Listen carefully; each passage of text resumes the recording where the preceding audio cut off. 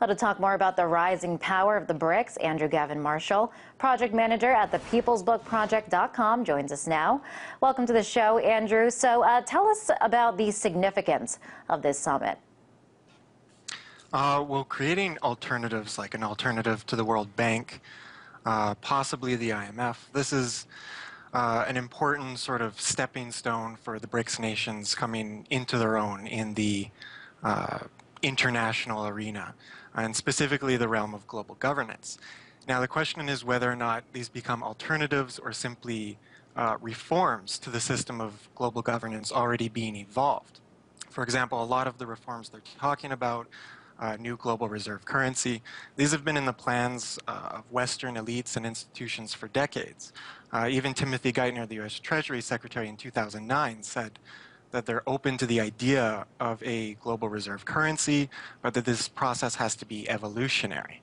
Now, the IMF has its special drawing rights, SDRs, which are being set up to be a global reserve currency. The G20 decided that in 2009. And of course, the BRICS nations are already members of the Bank for International Settlements, which is the highest institution of global governance in the world today. It's sort of the central bank to the world's central bankers. So if a new currency system comes up, it's likely to be through the BIS, which is itself essentially a Western-dominated institution.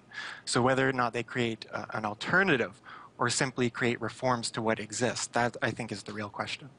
Now, they are expected to sign an agreement allowing their individual banks to extend credit to other members using their own currency. So would you say that this is a step toward replacing the dollar?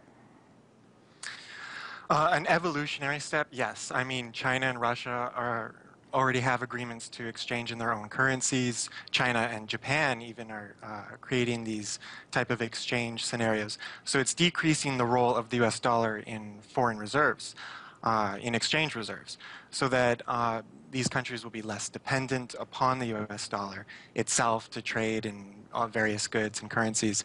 And that's symbolic of the decline of the US dollar in global markets. It's sort of a type of rebalancing of the poles of power in the world. But the currency system itself is what is in need of total overhaul. I mean, the fact that they're simply reducing the role of the US dollar does not exactly solve the problems of the global fractional reserve central banking system. Another big announcement that they are expected to make is that all these countries are planning to form this joint development bank. How do you think that this bank could rival the World Bank? Well, it would give better terms and fairer conditions to those who use the bank, specifically these countries. It would be beneficial to them and their own economic interests. It would be incredibly attractive to so-called third world nations because it would likely lend on better terms than the World Bank ever has. And so I think ultimately this type of bank, the West will probably try to undermine this scenario. It doesn't exactly fit in with their plans for the world. So I think you'll try and see some reforms. You'll see some attempts at reforms within institutions like the World Bank and IMF, which have already begun to a small degree, such as giving more seats to China and India on the IMF. But they'll try and bring the BRIC nations more firmly within the framework of global institutions that already exist. But creating a sort of development bank for the BRICS nations themselves, that would be a type of alternative which could potentially be very beneficial to them. Now, a criticism that this group often gets is the fact that they're so different. They're on different continents, very different economies, different governments. Critics say that BRICS, it's nothing more than an acronym, but do you think that these countries will be able to find enough common ground? Well, of course, they have enough common mutual interests.